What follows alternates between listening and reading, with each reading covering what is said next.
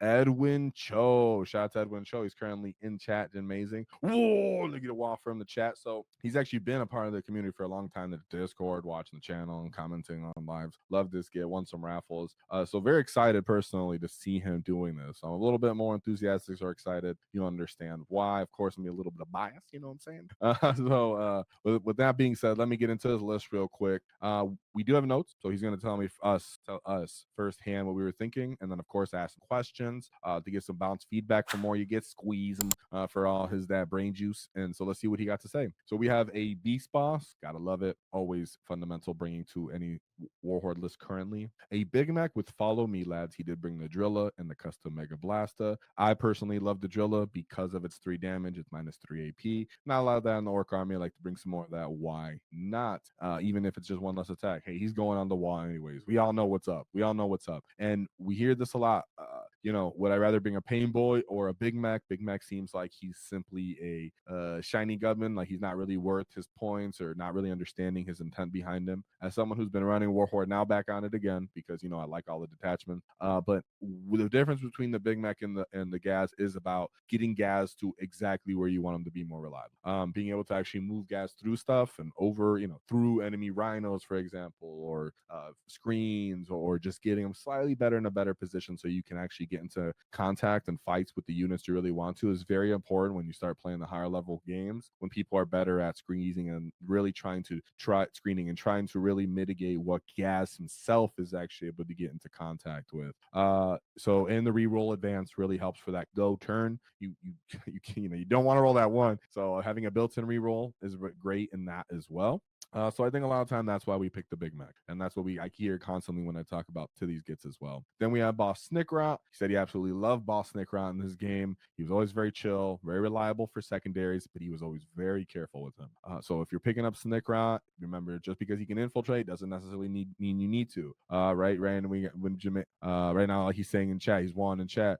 He was very, very defensive. He said, and he never let people get to him. Was very fine with just leaving him in the backfield for that Boss Snickrot. Ghazghkull, like I said, with the Big Mac.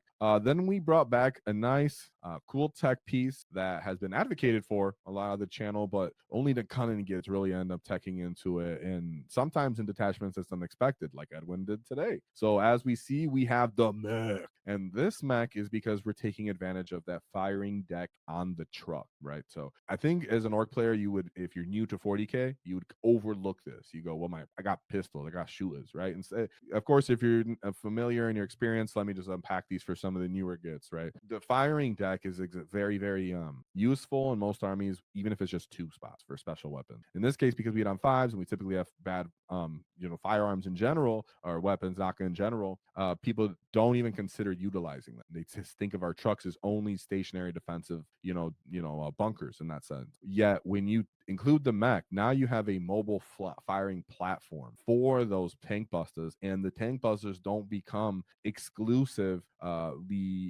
useful against tanks or armor in general, right? So when you actually have the truck, and you have the truck around there with either tank busters or sometimes even flash kits, but in this case he had double tank busters units inside of one of the trucks that he was following around, poking so it can shoot better. Very vital to actually threaten firing lanes, threaten enemy transports, enemy vehicles that have DACA that can overwhelm your Gaz unit too early. So you kind of need that respect, especially on GW terrain, or people just disrespect you on the deployment zone, is what he was saying. And I absolutely love it. Love that he ended up going for that. A lot of the time, I was more of the kind of get that's bringing more trash.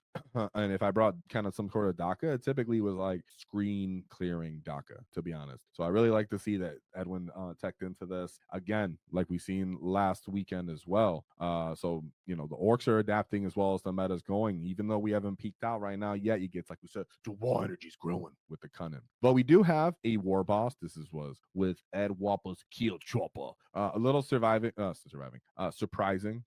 that, in my opinion, because you're like, well, the dev wounds are only on 6s. I'm not sure if that's necessarily worth it. But hey, for the points, he thought when it's that go time, I just want to do more damage. He would stick this war boss with the Breaker Boys is typically what he was doing pretty much every game. There's not really another target for them anyways on this list. So then we have Zagra Wartsnaga. Yeah. Whoa. Now you guys, if you've been watching, I'm a little biased sometimes about how I just like Zod a lot. But as you can see, we're getting just more and more results from Zod as the meta's unfolding, as time is unfolding with orcs in the edition. Zod is making more and more appearances at these top table performances. And I asked him, "Oh, how do you feel about Zod?" He said, "Absolutely love Zod. He keeps the enemies, on their toes because of his continual threat range. A lot of the time, he uses them as a screen for Gaz. Once Gaz actually wants to go and pick his target, you don't want the enemies either heroicing or just simply running on the field and running into Gaz immediately after. You can kind of end up manipulating the field in the terms of engagement with Zod a lot. And if you want to see this, I'm gonna do an after action report coming out like in a couple days, and I exactly do this with Zod as well in that game. So I'm sure he was constantly keeping enemies on their toes, and that's what people try to use. Movement wins games. Manipulating the battlefield wins games, and Zod is excellent at doing that innately for the low cost, generally kind of low cost. Then of course 10 snaggers for the beast boss, 20 boys for Gaz the big mech, 3 trucks. So one, typically the most consistently reliable number of trucks you want on a GW terrain. If you go more, you pretty much have nowhere to hide. If you go less, you kind of feel a little bit light on trucks. He does have the Breaker Boy and Flash kits, so that's one SWAT team. The Beast Snagger Boys would be in another truck, and then the Tank Busters acting as the mobile firing deck would be in the other truck. Of course, Zod's unit, the big Super Gretchen, then one minimized size unit of Gretchen in the backfield, followed by one unit of Mandos. The only special weapons he had was the Breacher Ram and the Power Claw. So with that being said, let's take a look at his actual path to victory. And I have my notes that I'll be reading as I go through this. Now, he did go undefeated, but he didn't actually end up winning the event, which is all good. So this was the event he was at. And I'll make sure I'm not going to just read it one-on-one verbatim, but typically you do have to at least unpack it to a certain degree. And shout out to the chats right now. I'll get to you guys. Don't worry about that. So let's look into his first game, which is automatically, as he described it, a nail biter. I'm going to click the right list, right? Sometimes I'll be fat finger. So this was CSM Renegade Raiders. Yeah, the Fabius Bile, baby. When I said there's 2 ways to play the CSM, this is typically the second kind of common way to do it. So he said this was a pretty interesting let me say one thing. He did say this was layout 1, and going into this game he was a little bit worried because it's linchpin on search and destroy. If you're an orc player, you're close, you're right on top of each other, the enemy can end up getting initiative on you, but typically we do like search and destroy, but it doesn't mean it's not a stressful game nonetheless, right? Sorry, so I had to include that as we go over this list so you guys can get some context on what he was thinking. So we have Fabius Bile, 1 Lord Discordian Hellstalker, and then a Vashtor, which is kind of interesting to see Vashtor, to be honest. A Cultist Mob, 1 Chaos Rhino, 2 units of Chaos Bikers, 2 units of Predator Destructors, 1 big unit of Chosen, a Forged Fiend, a unit of Possessed, double Venom Crawlers, a Beast of Nurgle, a Noise Marine squad as an ally, and a Nurgling. So he said it was against the Renegade Raiders. The enemy went first and rushed his naturals with Venom Crawler. This ended up being a turn 2 WAAAGH. And he said ultimately he ended up getting onto his enemy's home base, and Zod stayed back and held his natural expansion. Of course, like we were talking about earlier with the orc trucks, how we're using firing decks and such, this enemy was doing that with their noise marines. So they had the truck with rhinos in it. With rhinos in it. They had a rhino with noise marines in it. And then he also had a noise marine, the Chosen Squad. So if you're not familiar with Chosen Squad, they're like a big kind of elite unit of 3 wound, advance and charge, shoot, advance and charge unit.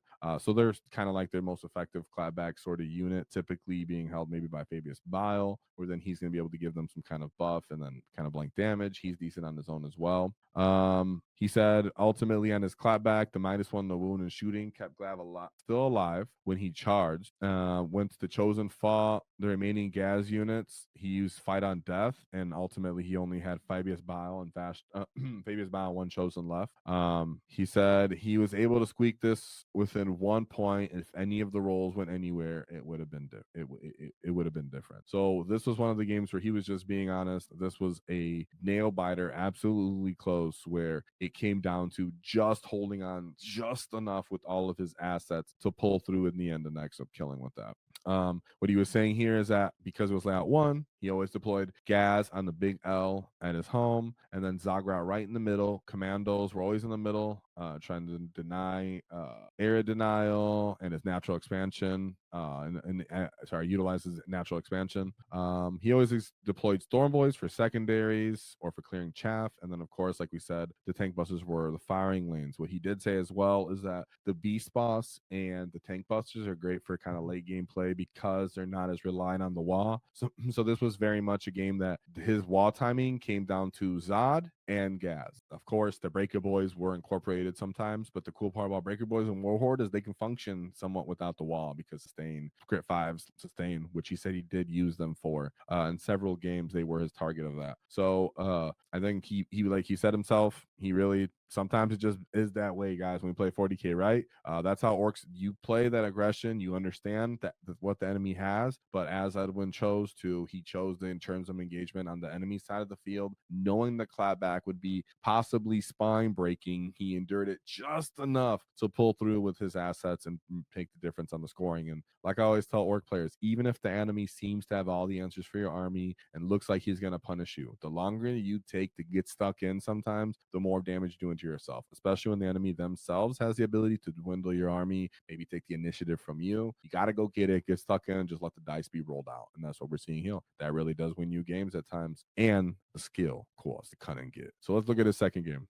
We go into the Grey Knights. So he said, let's look at this Grey Knights list. It's static spearhead. I guess I don't really know what that is off the top of my head. We have Brotherhood Tech Marine, Grandmaster with Dread Knight, 2 of those, and then 2 Venerable Dread Knight. I haven't seen those in a while. Double Land Raider Redeemers, and then triple. This is Dread Knight. That's funny. Okay, so now this list comes to mind. This is some Index Hammer stuff right here we're seeing you get. All right, this is what people running in back in Index Hammer with the Grey Knights, where you just bring a bunch of armor and really just play the game like that, where like, oh, I guess have 2 up armor saves and some fast gets. But as for how he said this one, he said this was a complete blowout because of the nature of the list.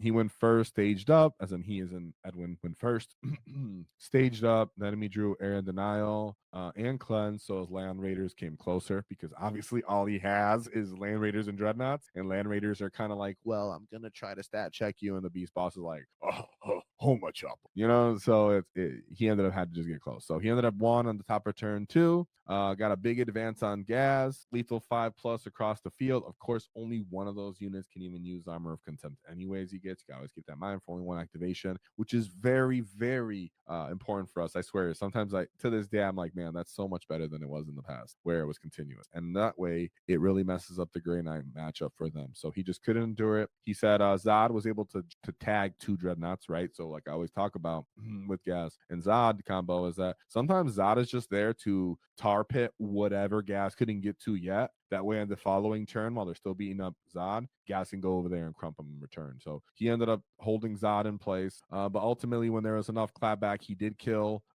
He killed the Gaz brick. Excuse me, he killed the Gaz brick, but he didn't kill Gaz himself. The Zod brick kept the Dread Knights locked down, but they still were kind of at high potential too, because the Dread Knights weren't rolling fast enough to kill them. Ultimately, Gaz finished off the remaining Dreadnoughts, and that was game. So sometimes it just be that way. I love to see that.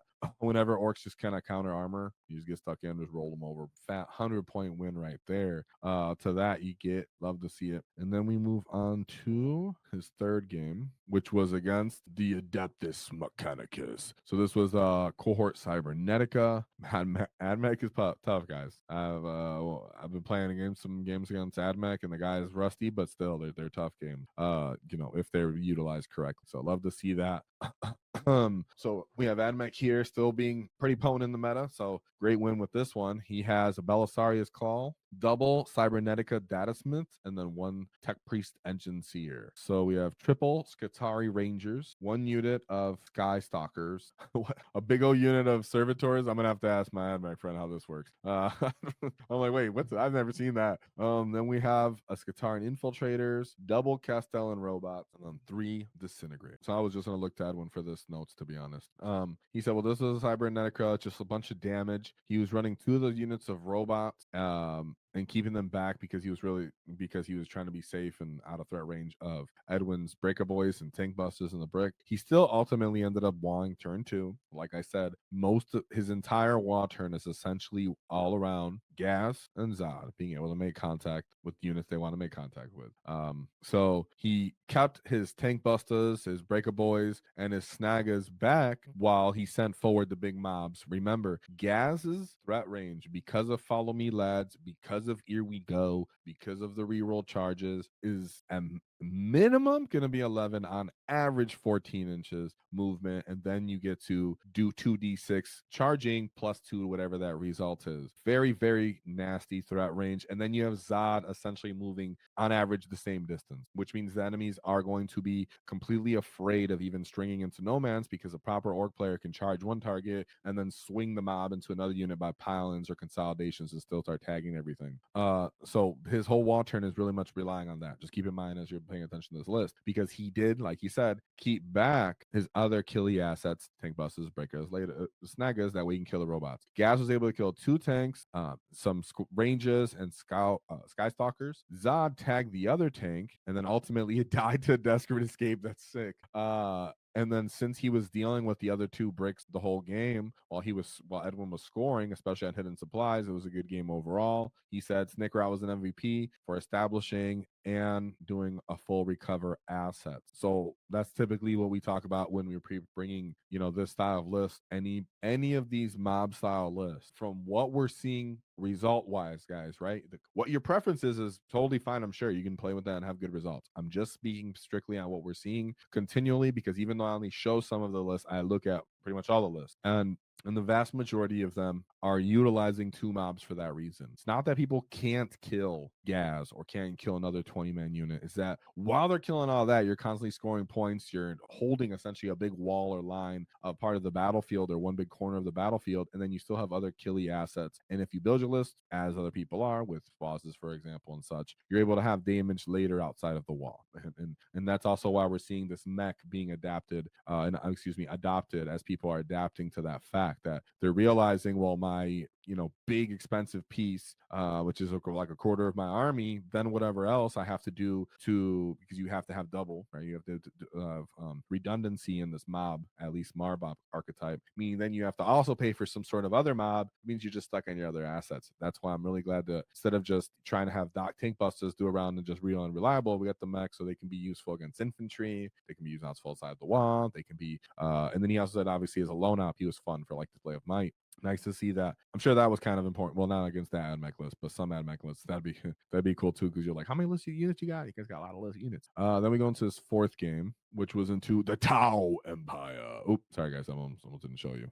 What's up, guys? I'm gonna get back to your comments. Don't worry, I see you guys chatting. So then we have the Tau Empire, where we was against the Kalium. So this was actually, round 4, this was actually layout 2. And he said, depending on the matchup, he would deploy Gaz in the middle and stage Zod, Brick on the bottom with Tank Busters threatening firing lanes, and always deploy Storm Boys 2 down there. And always deployed them on the table. So let's look at what his matchup. He had Commander in Battlesuit, and then a Fireside team, 1 triple broadside battle suit, 1 Crisis Fire Knife battle suit, double Ghazghkull, triple Hammerhead, triple Piranha, Riptide, and double stealth battle suits, and 1 unit of vest. Kind of funny because the stupid Piranha in some unideal situation can battle shock you and not allow you to do strats. That's kind of funny. But let's look at other one. I just always bring that up because orc players kind of forget about that until they get into it, and then like, oh, it's so it's just a funny thing. So as for Edwin's notes, he said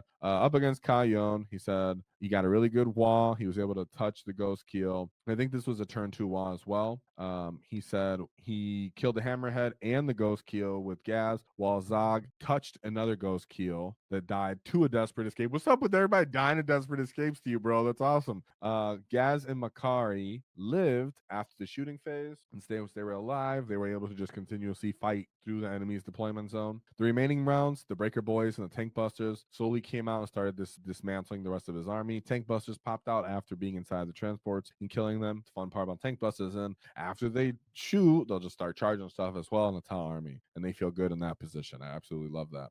Letting him maintain maintained his lead and cruised to victory while he essentially was tabling the enemy's army. And the Snickrot was scoring behind enemy lines and full engagement, which was huge. That's absolutely sick. These games are going super ideal in the ways that you're actually executing on what would be ideal for the orc game plan. So I love to see that continue aggression, the redundancy, but knowing that you don't have to expose everything. You have units built in that are able to function outside of the wall, and it has multi-phase potential. So I'm really looking excited for that. Then we go into his fifth game, which was into another. Wait, was that into his towel? Did I just make that up? No, because these are commanders. I was like, did I just mess that up? No, I didn't. I was like, that's what I thought.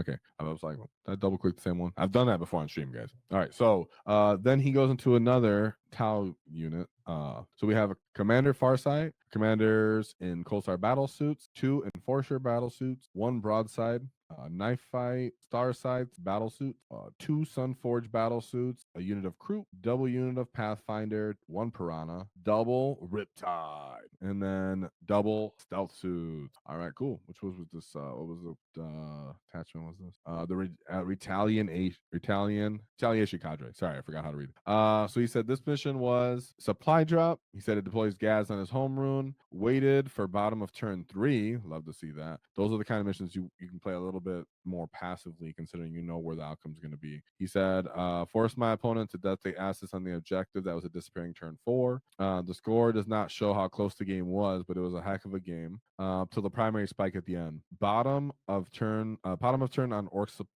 supply drop is amazing. Since he had trucks staged up, he had a middle unit, so the Gretchen to advance into round 4 and OC bomb the middle objective, swinging another 15 points. He said ultimately the cadre does have a ton of firepower, and it was one of his favorite games. He was big playing in that place. That's the other side of this style of play, is that when you read the mission, which there are some ideal missions where people go, no way, wall tactics, you're going to wall turn 3. Sometimes we're going to see people work 4 turn 4 wall.